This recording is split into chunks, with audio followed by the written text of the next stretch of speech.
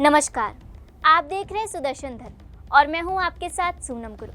हमारे समाज में गहरी आस्था और सम्मान की परंपरा है जो हमारे दिलों में सदियों से बसी है। एक परंपरा जो केवल एक शब्द नहीं बल्कि एक धर्म, एक संस्कृति और एक आत्मा की पहचान है। वह परंपरा है गाय को मां मानने की परंपरा।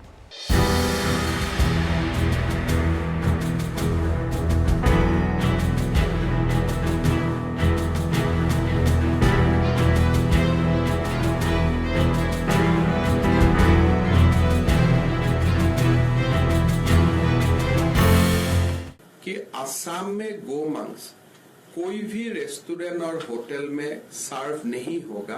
लेकिन क्या हम अपनी पहचान को खोते जा रहे हैं? क्या हम अपनी मां की हत्या होते देखेंगे? क्या हम अपने धर्म और संस्कृति का अपमान बस चुपचाप सहन करते जाएंगे? हमारे धार्मिक ग्रंथों से लेकर हमारी संस्कृति के हर पहलू में गाय को देवी का दर्जा दिया जाता है।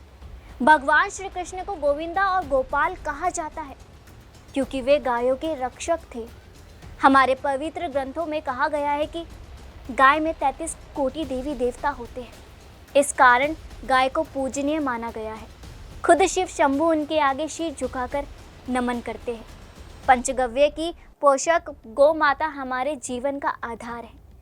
इससे हमें न सिर्फ दूध मिलता है बल्कि गौ माता की अनुकंपा हमारी बेहतर सेहत का स्रोत भी है। लेकिन आज हम ये सवाल पूछने पर मजबूर है क्योंकि जो आज हमारी आंखों के सामने घट रहा है वह हमारी सांस्कृतिक और धार्मिक आस्थाओं पर घातक प्रहार कर रहा है।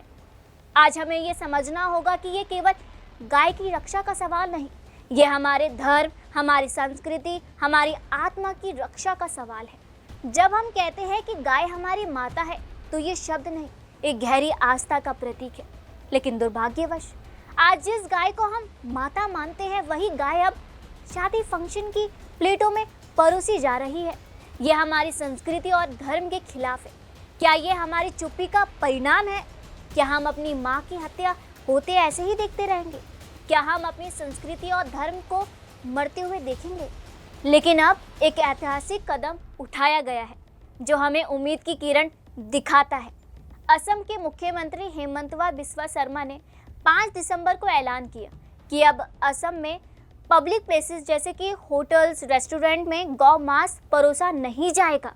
ये केवल एक नीति नहीं, यह हमारी संस्कृति, हमारे धर्म और हमारी पहचान का एक दृढ़ बचाव है। ये एक संदेश है जो हमें बताता है कि अब समय आ गया है जब हम अपनी संस्कृति और धर्म की रक्षा के लिए खड़े हो। हमारे धर्म में गाय को देवी माना गया है और अगर हम आज भी अपनी माँ के साथ ये खिलवाड़ सहते रहे तो क्या हम अपनी आत्मा का अस्तित्व बचा पाएंगे? यह निर्णय ये दिखाता है कि हमारे देश में अब ऐसी नीतियाँ बन रही है जो हमारे पवित्र और सांस्कृतिक धरोहर का संरक्षण करे। ये सोचने का समय है कि क्या हम अपनी सांस्कृतिक पहचान को संरक्षित रखना चाहते हैं या फिर हम उन लोगों के प्रभाव में आकर अपनी परंपराओं को भूल जाएंगे जो गाय का मांस खा रहे हैं। हमें ये समझने की ज़रूरत है कि गाय के मांस को खाने सिर्फ एक व्यक्तिगत पसंद नहीं बल्कि हमारे पूरे देश की सांस्कृतिक और धार्मिक भावना का उल्लंघन है। असम का ये फैसला एक उदाहरण बन सकता है और अगर अन्य राज्य भी इसी रास्ते पर चले तो शायद हम अपनी सांस्कृतिक धरोहर को बचा सके और एक मजबूत संदेश दे सके कि गाय हमारे लिए सिर्फ एक जानवर नहीं, हमारी माता है।